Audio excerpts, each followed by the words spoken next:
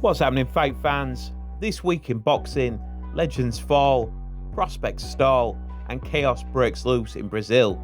Let's run through it all. I'm the Fight Fan, and this is the Fight Fan Boxing Weekly Roundup.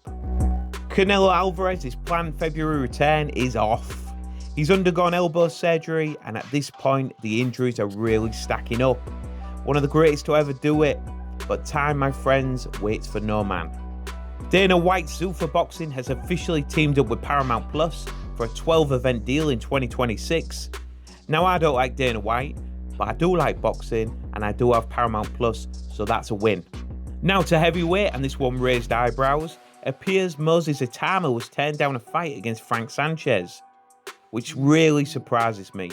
The Cuban is slick, calculated and awkward, but Agit Kabayel has already written the manual on how to beat him. Pressure, composure, smart aggression. Itauma's got all the tools, but maybe not quite the timing yet. After the tragic passing of Ricky Hatton, Eddie Hearn says boxing needs to do more. But what exactly does it mean? More welfare? More unity? Whatever it is, the sport owes Hatton and fighters like him more than words. Floyd Schofield Sr. says Jojo Diaz is a tougher fight for his son than Abdul Mason. Hours after Omaha threw him a parade, and on his birthday no less, Terence Bud Crawford was stopped and cuffed for reckless driving. Three-weight undisputed champion or not, you're not above the law, TC. And from one kind of chaos to another, Wanderlei Silva versus Popo Freitas turned into a full-scale riot in Sao Paulo. Silva was DQ'd for repeated headbutts, then the ring erupted into a brawl. Freitas' son, wearing a tuxedo no less, even KO'd Silva in the melee. You couldn't make it up, fight fans. Full footage is on my channel. It's absolute carnage. Brandon Glanton made good on his promise to make Marcus Brown quit, and he did after 6 brutal rounds. Glanton did good against Chris Billam-Smith, and he may get another title shot. End of the road for Brown, however. Scotland's Nathaniel Collins couldn't pull away from Cristobal Llorente. 12 rounds, split draw. Collins started strong, faded late. Not the world level statement he needed. A rematch is probably the only way forward. On the undercard, Aston Brown stopped Paul Keane in 2, then called for a Queensberry deal. Louis O'Doherty won the Lonsdale belt after Regan Glackin's corner pulled him out in 10. And Willie Hutchinson, scrappy TKO over Mark Jeffers, not pretty, but job done. Cecilia Brækhus bowed out in style, beating Emma Kozin to become a 2-weight world champion.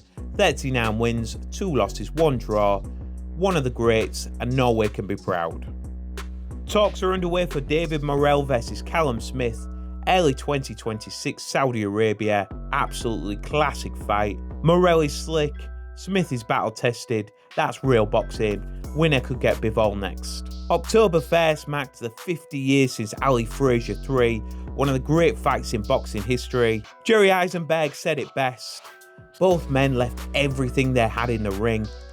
Pure poetry, pure brutality. The Ring has updated their super middleweight rankings. Let's have a quick look at them. The champion, obviously Terence Bud Crawford. Number 1 contender, Canelo Alvarez. Number 2, Jose Iglesias. Too high. Number 3, Christian and Billy. Number 4, Lester Martinez. 5, Diego Pacheco. 6, Jose Resendez. 7, Caleb Plant. 8, Hamza Shiraz. Too low. 9, Bruno Saras. And 10, Edgar Berlanga. I don't think the win over Shishkin is enough to get Iglesias that high in the rankings, despite him being a superb talent. Also, fight fans, what old school fight should I post next week? Drop your picks in the comments, preferably one that won't trigger a copyright war. Next up, I've got a Killer Joe Frazier documentary. Plus, I'm going to post DeGale Thorbella's shocking win over Glenn Catley. That one rocked me. That's your weekly boxing roundup. Another wild week in the world of boxing.